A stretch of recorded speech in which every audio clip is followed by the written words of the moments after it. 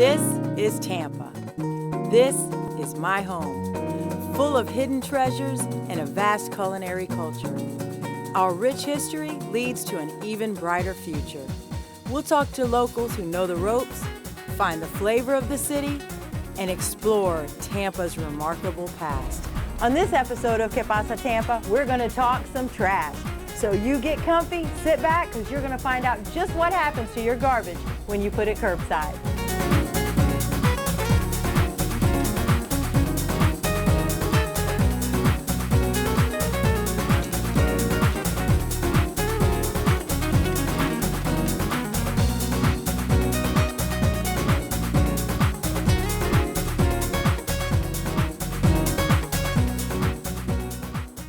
Mark, thank you so much for taking time with me this morning. You know I'm a big Tampa history buff, and I know who the McKay family were, mayors of the City of Tampa, city editor. But tell me, what's the history here at the McKay Bay facility? Well, this facility was dedicated in 1983 by then Mayor Martinez. It was probably the state-of-the-art complex at that time, the transfer station and as well as the waste energy complex.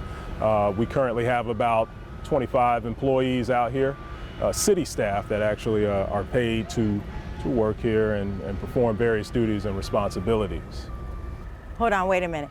So this facility is run by the Solid Waste Department? This facility is run and operated by the Solid Waste Department.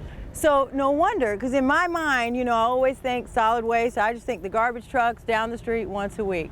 But now it makes sense. It's solid waste and environmental program management. That is absolutely correct. So you see the glamorous side of what we do every day, the curbside collections and the commercial collections that we do.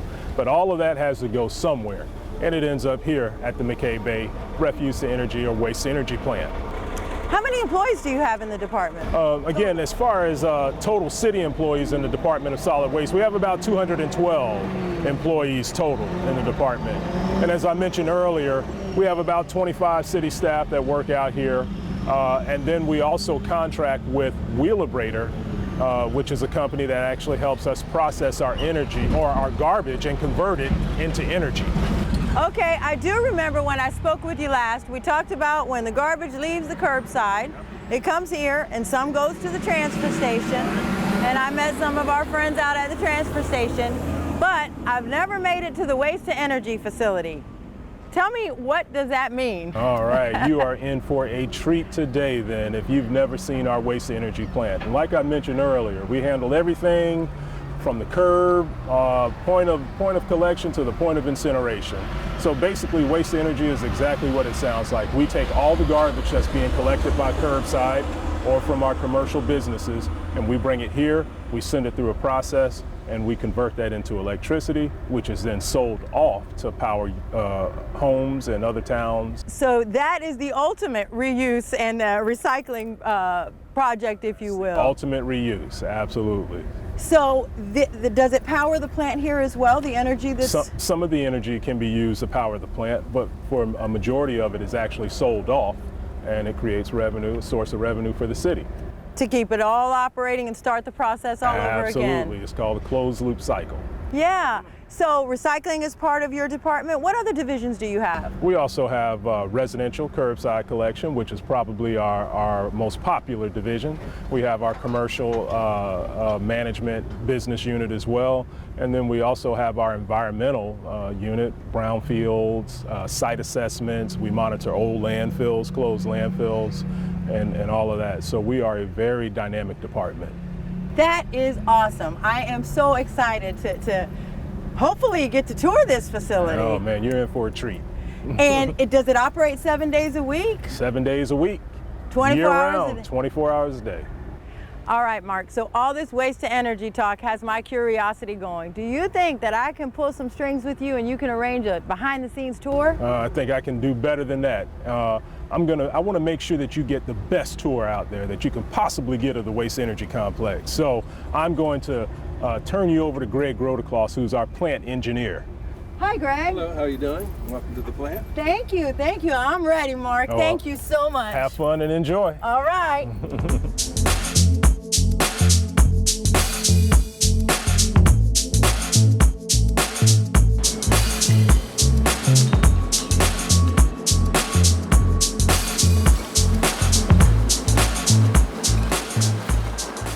Adri. This is the McKay Bay Refuse to Energy facility. This is probably the most interesting part of the plant. It's the control room. We have the cranes here that grab the garbage, feed the furnaces, and also the garbage pit you'll see. This plant's designed to burn 1,000 tons a day of garbage, which is 1,000 tons. Give me an 1,000 tons. idea of a ton, like the space that it would take up. Typically, a ton would be about a block 6 feet long, 6 feet wide, and 3 to 6 feet tall. Wow. Depending whether it's been compacted in the trucks or not. And 1,000 of those you do here in a day. Yep. Oh my goodness. You said the control room, so I see all these electronics and technology. How long have you been here, Greg? I've been here 31 years now. Wow, and I bet, just looking at this, this wasn't here when you started and a lot has changed. No, this was originally built in 1967 and it was very simple, just incinerator. And we rebuilt it in 1985. It was a modern waste energy facility, but in fact behind you here is an example of the control board from the 85 facility where you did knobs, buttons, and levers and stuff. Now we rebuilt in 2000 again, and everything is, well, not everything, but you control the whole plant with a mouse and a keyboard and let the computers do the work. Wow, wow. So let me just visualize this. So the garbage truck comes in, dumps off over here, off to the side. Right. And then where does it go from there? Well, we'll store it in a big pit here, and the crane operators do a couple things during the day. They're moving the garbage back, so we leave a little gully for the trucks to dump. They mix the garbage up as well as they can so that one truck might be all dry paper and the next truck might be wet slop from a restaurant, and you want to mix that all up as good as possible so we get good combustion, which minimizes the pollutants in the system. And they also search for anything we shouldn't be burning. We, occasionally find, we can find a 55-gallon drum that looks like it might be a hazardous waste, or car batteries, or there's various things we're supposed to screen out as best we can. So. Wow, so while I see him here operating that crane, which to me looks like one of those little games that you play in the arcade, there's actually a science to this and the real reason for him to be mixing and doing things. Yeah, and those things are very hard to operate. They, especially when the pit's empty, you'll have it's like a 60-foot pendulum with about 5 tons on the end of it, and you get that thing swinging, it's like a wrecking ball.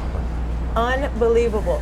Now, I see some little holes there. I'm sure there's a name for it. Yeah, those are the charging hoppers. We have 4 furnaces, and you see 4 charging hoppers, one for each furnace. And of course, he's also feeding garbage into the furnaces. So is there a method to putting those into the different hoppers? He pretty well just keeps them full, and then the computer feeds the amount of garbage it feeds into the system at a time to meet whatever demands we have for steam at the time. Okay, Greg, so I see these huge monitors here behind you and the 2 operators monitoring them. What are they looking for? The plant is pretty much controlled and monitored by computers. In fact, we have a redundant fiber optic network system through the plant. So they get tons of data. If all goes well, the computers running the show, but if any kind of upset, or we get a spike in pollutants or steam flow temperatures, then he has to figure out what's wrong and enter manual corrections to get the system back on track. So, wow, it's pretty complicated. It really is. Who would think that? So I see this huge pile of garbage behind us. I got to ask you, do you ever get any crazy calls looking for something? Yeah, we get everything that somebody puts in a garbage can ends up here. So. We found people call or lost diamonds, photo albums, things that are important to them. We've had people call because they can't find their tennis shoes. It's just all sorts of crazy stuff. But yeah, this is the point of no return. Yeah. Once it gets in that pit, we're not going to look for it. If we can flag the truck and get him before he's dumped, we can put it off to the side and have a pretty good chance of finding it. But they got to act early. Yeah. Once it's here, that's it. So, gets into that hopper. What's the next stop for the garbage? Well, the hopper is kind of a storage chute for the furnace. So we have a hydraulic ram at the base of that hopper, and it meters the garbage into the burning zone as needed. Again, it's controlled by the computer. And so that's just a big chute of garbage waiting to be fed into the furnaces. Then in the furnaces, garbage kind of slowly tumbles down through the grate section and burns. It's almost like a giant barbecue grill, but computer controlled. and it burns for probably 20 to 40 minutes, and then it drops off into our ash system, which is a whole other process we'll see at the back end. But we burn everything. It's called a mass burn, so we don't sort things out unless it's prohibited to burn. And in the back end, we'll recover ferrous and non-ferrous metals that's in the waste. And then Ferrous meaning? Ferrous is basically steel. Basically means it'll stick to a magnet. And non-ferrous is metals like aluminum, copper, kind of your expensive metals. Okay. So we actually will recover any of those, not any of them, but most of what you throw in the garbage, we will capture here as far as metals go. Now, is there a certain temperature that these furnaces have to run at? They usually run about probably 2,100 degrees Fahrenheit. Wow. And in fact, people usually ask, how do you keep the garbage burning? And it just burns very well by itself once you get it going. We do have big gas burners in the units, and we just use those for environmental purposes. When we start a unit up or shut a unit down, the temperature has to be above 1,800 degrees Fahrenheit at all times. So when it's that hot and you put some garbage in there, it just starts fire. And it's a continuous process, so we're always putting garbage in one end, the ash is always coming out the other end, and it's on fire in the middle. Amazing, Greg. Amazing how much. So then from there, now we've got it all good and it's well done, if you will. Goes ash, and then what happens? So far, we've always been landfilling the ash. A lot of times they'll use it as a daily cover at the landfill. Landfills have to put a layer of dirt or something over their garbage at the end of the day, and so sometimes they'll use the ash. But now people are starting to get pretty interested in using it in road construction. I've heard that. And Pasco County is kind of trying it out right now. We did experiments here 20 years ago and got approved for use it in road construction, but at the time it just wasn't worth it. Yeah, well, we were cutting edge back then, and we still are now. So some of it then becomes energy? Oh yeah, we if 1,000 tons a day comes in the front door as garbage, about 250 tons will go out the door as ash, which is basically non-combustible, pieces of glass or whatever that didn't burn. And the other 750 tons basically gets converted to carbon dioxide and water and energy, and we capture the energy in the boilers and make electricity out of it. Wow. And so we sell that off to local power companies? Yeah, we make about $8 million a year from our electrical sales, but it costs more than that to run the plant, so you don't build one of these places to make electricity. It comes right back in and just keep everything going. Yeah. And it's good for the environment? Yeah, it's certainly much better than landfilling. So, and these facilities can be built close to town, so the landfills get further and further away, so that's a lot more trucking, transportation, traffic congestion, where you can have one of these facilities, almost in downtown if you wanted to, and reduces the carbon emissions. Yeah, we're offsetting the carbon that they would otherwise burn coal or oil or whatever to produce. The energy, and also we're reducing the traffic flows that the garbage trucks have to run to get to their disposal site. To me, it's just mind-boggling, but so interesting and so important for the environment and important for our city. Tell me, I know you can't just box up the energy and put it in the mail. How does it get to the power companies? It just goes in a power line, just like the energy comes into your house. In fact, we use the same line if energy is coming in because our system is down. It just comes in this way, and if we're producing, it goes out the other way. It goes whichever voltage is highest. It goes from that voltage to the lower voltage, and brilliant. Let me ask you this now. I know that the garbage trucks come and dump out on this side, but imagine you have other people coming to the facility. My mind is going to maybe law enforcement, that they don't just dispose of things like anyone would. We have a couple different special wastes. The police, anything with drugs, contraband, things they don't want to just put in their garbage can. Sure. They'll come here and they will actually bring it up the elevator. They'll put it right into the charging hoppers with their own hands, so we never touch it or in possession of it. And sometimes they stand around with guns, just in case to guard it. The other big type of special waste we have comes from the cruise ship and the ports. Any food waste that's been outside the country could potentially pick up, foreign germs, bugs, stuff that could harm the citrus industry or whatever. So any garbage from those ships has to be brought here and pretty much immediately incinerated or thrown into the furnaces. And once anything goes through those furnaces at 2,100 degrees Fahrenheit, it's going to be pretty well destroyed. Now, of course, metals, lead, cadmium, stuff like that, it just comes in and it goes through. We can't can't create it, we can't destroy it. All we can do is capture it and decide whether it goes to your air, your water, your land, or so we capture the vast majority, and goes to the landfill. So I tell you what, I mean, just hearing you, Greg, is so fascinating, and you've been here 31 years. Tell me a little bit about your overall feeling of being here. Well, I never thought I'd end up in the garbage business, but it really is amazing. Like you say, most people, you throw your garbage away, you don't think about it, and then they come out here and say, wow, this is what happens to the garbage. And Tampa's actually been pretty much a leader in this business. We've been doing this since 1985, and we were one of the earlier facilities in the country. I guess it's pretty common over in Europe and Japan where they don't have land for landfills to waste like we do, but Tampa's been doing this with its waste since 1985, which is, I give them a lot of credit for it, because it's a little more expensive than sending it to the landfill, but much better. Yeah, as a solid waste employee, it's really got to make you feel proud of Tampa and how it has all transpired.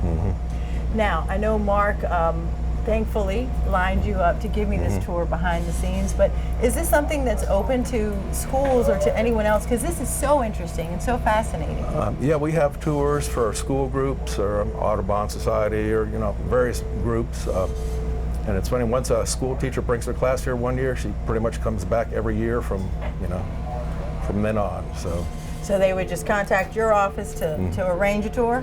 Yeah, they can call me, or Ybor operates the facility for us. So if we get a big school group, we'll have them call Ybor, because it takes about 2 or 3 tour guides. But if it's a smaller group, then I take them through. Okay, so this building is city-owned, but we partner, or we have a contractor that actually operates it? Yeah, actually it's owned by the city. Well, we have 3 facilities. The scale house, the transfer station are owned and operated by the city. This one is owned by the city, but we have a long-term contract for the operation and maintenance, because it's such a specialized high-tech industry. Yeah, absolutely. And so it's the team that makes all of this happen. Well, I cannot thank you enough, Greg, for all this information. This is just mind-boggling, and I thank you for what you do for Tampa and for our environment. No, it's my pleasure. Thank you for coming.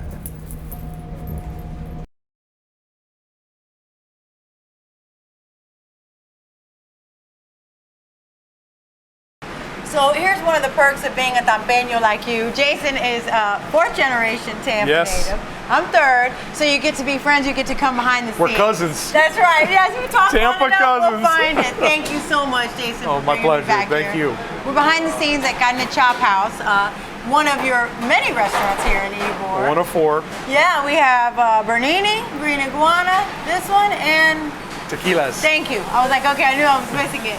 So yeah, Ybor's in your heart, huh? It is, for sure. The buildings, bringing life back to the buildings here, so important. I know my grandparents would be very proud, my great-grandparents very proud.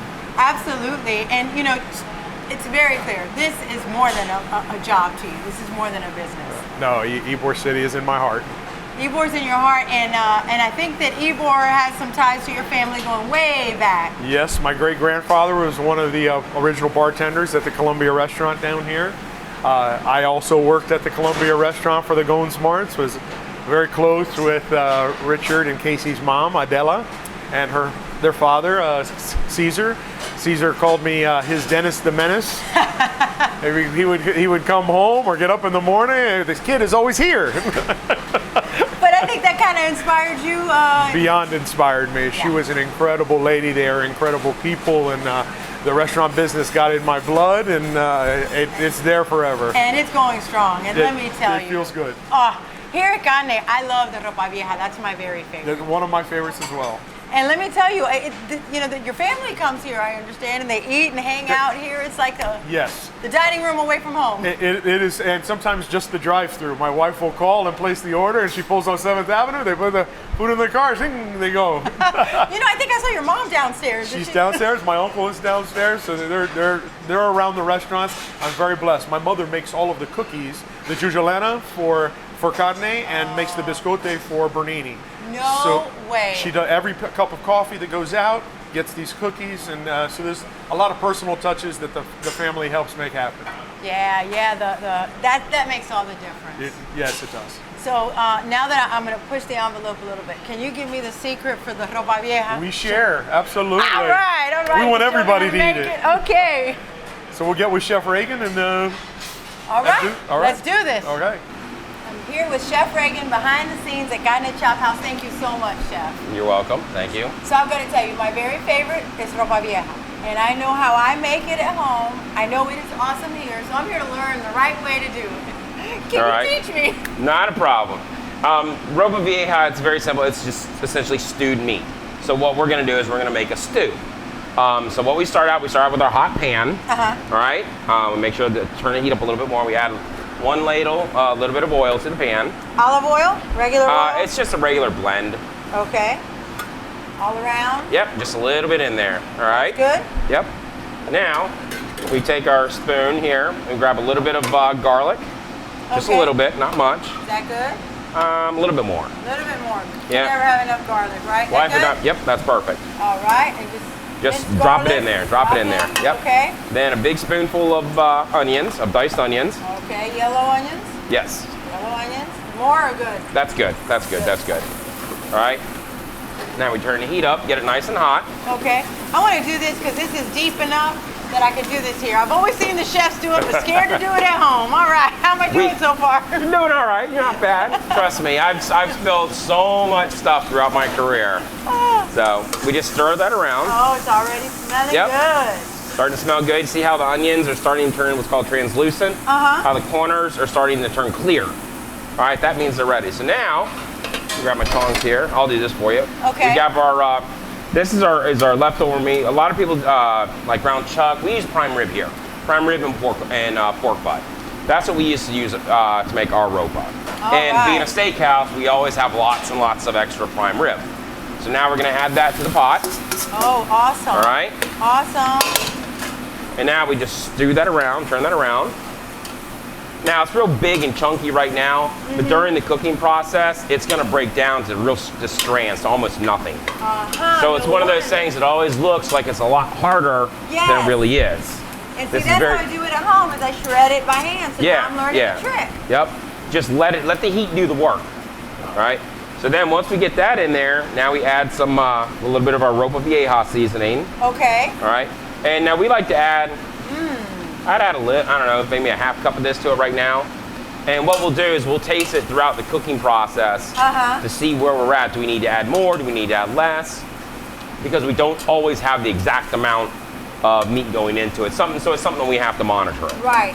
So in the sauce, in the seasoning, you have what? Cumin, salt, pepper? Coriander, salt, pepper, garlic powder, onion powder. Okay. Paprika. Probably about 5-6 other spices in there that I can't think of. Good, and I see all the coloring. Yes. Yep. So now, once we got all that put in there, now we add our tomatoes. Okay. Just I'll take that for you. Just add a couple, about 2 or 3 ladles of that. Okay. Now, did you chop these tomatoes? I bought them. All right, that's okay, good, because I would not be chopping them myself at home doing this. You can do that. You can if you wanted to. Is that good, or I need more? No, that's good. That's good. Now, we take this spoon here, and you got to get really into it. You got to get into the corners of it and really work it around. I'm so glad this isn't one of those reality shows. I have a feeling I'd have been kicked out of the kitchen already. Nah, I would have tortured you longer.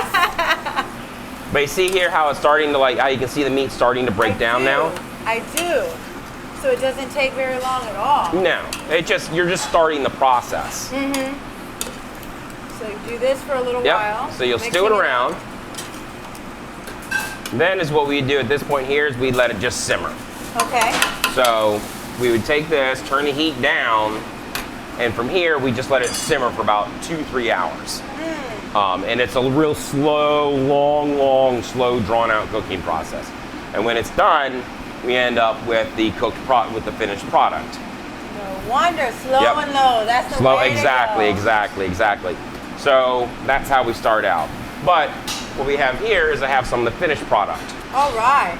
So this has gone slow and low, done Yes, its thing. this we cooked this off yesterday. It took about 3 hours to cook, but when we made I think about 6 gallons of it at the time. So what we do here is, while this one's cooking, right now, grab our saute pan. Now we'll turn the heat up. Maybe I better get out of the way now and let you take All right, it, huh? this is where it gets a little bit hotter. Yeah. So we start out with a hot pan, right like that. Get the oil moving around all over the place. How much ropa vieja would you say you serve here in a day? On a slow day, 15, 20 orders. On a busy day, 40, 50 orders. We serve a lot. We serve a lot of ropa. It's hard to pick just one. I know. Because we have so many different meats. We're mainly known for the prime rib, so we serve lots and lots of prime rib. So we're always cutting prime rib for something. And they're all so good, so it's hard to choose. Yep. But I love ropa vieja all the time. Yeah, ropa's, there's so many different things we can do with it. We've made all kinds of snacks with it, and you name it, we've turned ropa into a dish for it. All right. So, to make the finished product here, start out with some julienne green peppers. Okay. Life would not be complete without more garlic. Right. And that's what we call the sofrito, Yep. right? Yep. All right. Then we add a little bit of onions. Because now, mind you, most of the onions that are in this are going to be cooked into pretty much nothing. Okay. So we and you need can to see do some here, work. right in here, how it's almost broken. It's breaking down. It's Oh, becoming yeah. real soft.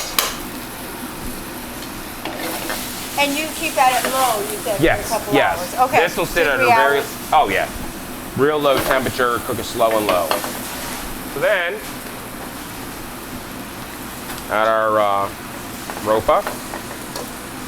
Gracias. Our plate nice and warm. Now we're getting there. And for this one here, a lot of times what we'll do is we'll have a stock or sauce or juice, and we're gonna add a little bit of that into it. And all this is doing, all the juice, the liquid is doing, is it's just speeding up the process. It's just it's a cooking medium to add it because it's gonna cook out. So we can put it in there because the heat's gonna boil all that liquid out.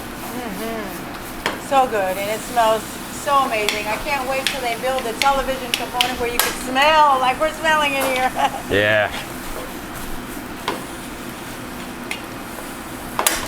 So see, now I learned a trick because I would literally sit there and shred it. You don't have to. That's one thing, one of the biggest common misconceptions a lot of home cooks have is that it's some weird, elaborate tricks that we have.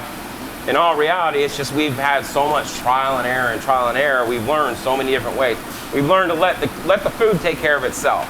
It's one of the worst things you can do when you got a stew is to play with it and just mess with it and adjust the seasoning, do all that stuff. It's one, just let it cook. That's what I always tell people. And it's one of the hardest things to do when you're learning to cook is to let food cook. Right, yeah. Because you got to fidget with it, you got to mess with it, you got to do something with it. Yeah. You just let it cook and heat up.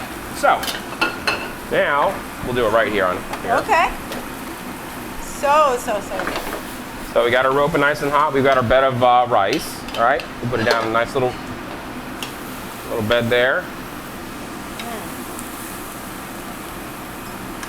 And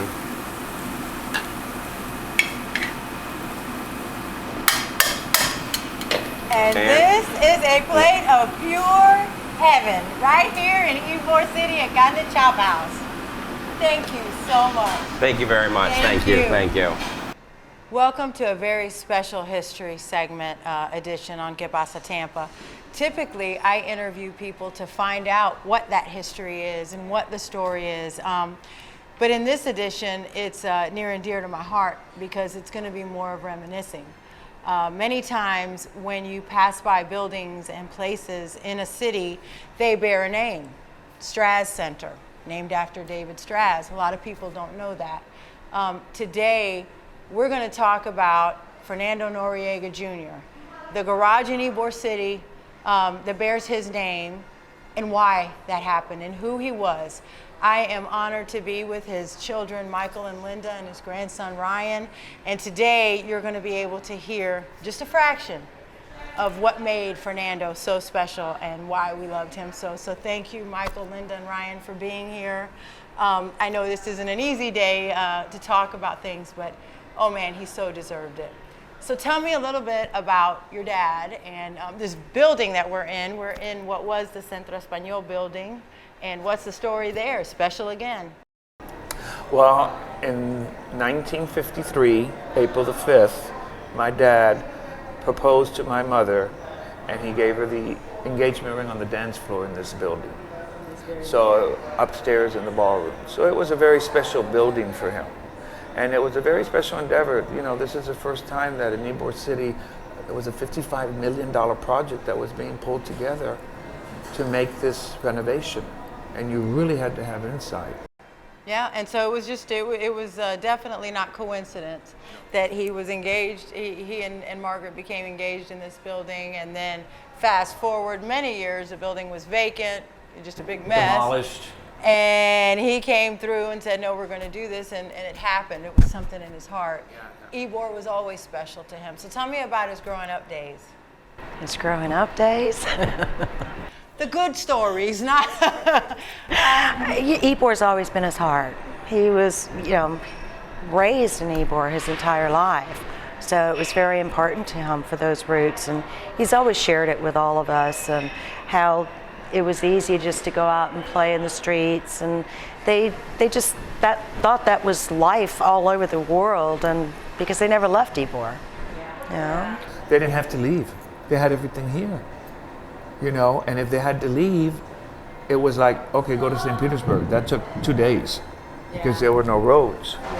And there's a story about him and the cow, and not too many people. You remember the story about him? You don't remember the story about him and the cow? Well, in those days, Ybor Street was only 2 blocks, and then it was country. And he had a cow that they shared with the neighbors. One would get the milk and do this. And it was my father's job to take the cow wherever it had wandered during the night and bring it back into the yard.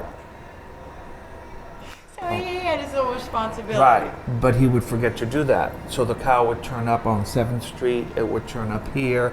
Fernando, the cow, come get it. So that was an ongoing story, And then my aunt was a monitor in school, so Fridays were a big, big day for her.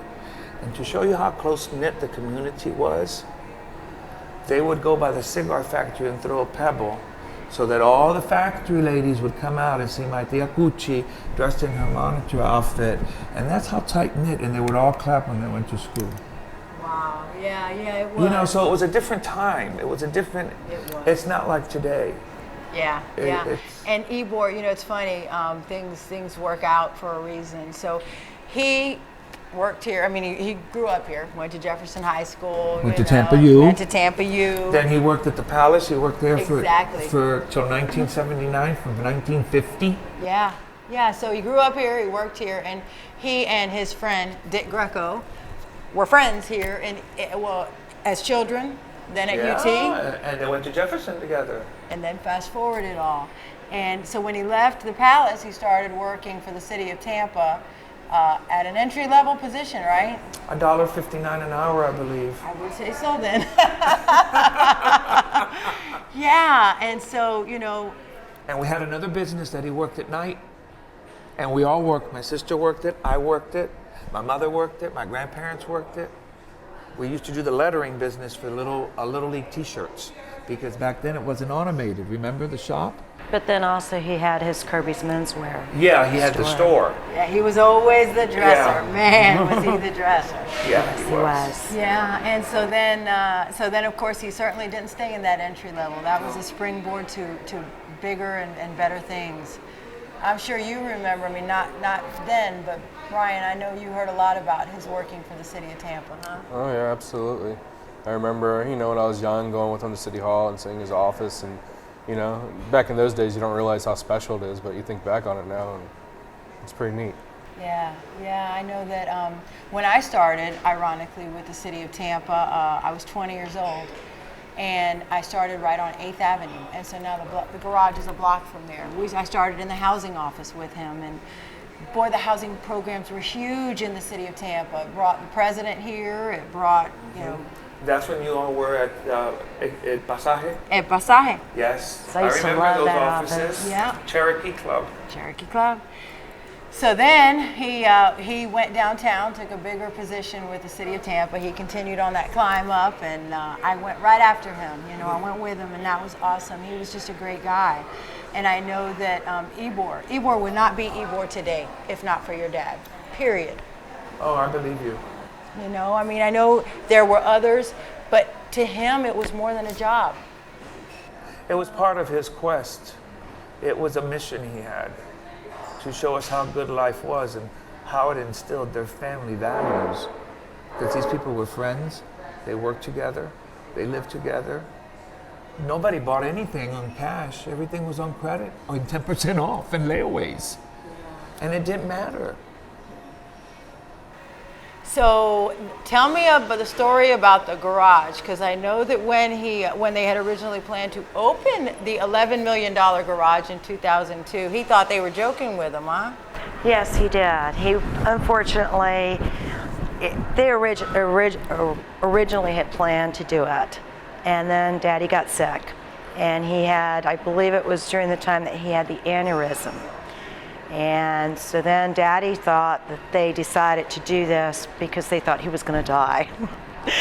And of course, there was a joke between him and Dick, and it took months for the sign to come through. And finally, I forget when it was, but I think he had just come back to work, though, I think, when the sign showed up. Oh, yes, yes. He had just come back to work from his medical leave. And they finally erected the sign, and he was just amazed because he just thought it was a whole joke. He never believed it was going to happen because it took so long. But that to me it's an amazing And I don't know thing. if you remember, but he was sick, and Linda and I spoke when they opened the garage, remember? I do. So I suspect you went back later as a family. And what did that mean to him? What does it mean to you all when you drive by there and see his name on there? And I'm so proud he was my father. absolutely. He was a special, special, special person, and one of those that you just say, God, thank you for putting him in my way. And what about you? I know. People ask, who's your grandfather? And it's kind of neat to just say, that parking garage in Ybor City. Like, yeah, I'm like Fernando Noriega Jr. parking garage. That's my grandfather. It's real prideful. And he was really proud of the garage. He really was. I remember a few years ago, I took a picture of the garage for him. I gave it to him, and he was really excited about that. Yep. Yeah. Had it hanging on his wall. Yep, in his office. Well, I can tell you nothing made him more excited or happier or more proud than you all. You all were everything to him, and his family was just everything. And that's what kept him from going to Washington, because, they wanted him to go work. That's right. Mom said no. I put her foot down and said no the first and the second time. And I think it was such a good move because that's when his passion really flared. He knew he had doing something self-taught, and he figured, I got something here that I can do. And he did a good job. Well, he did a good job in the city. There's a lot of projects that are here now that he had a huge hand in. Channelside, a lot of what's happening in Channelside. Ybor still up and running today. It's different. The trolleys. Trolley. There's just signs of Fernando everywhere, and his spirit will live on, and just a great man, and just so glad and so blessed that Tampa was his home, and so glad you all shared him with me, and just love you all. Thank you so much. We love you too.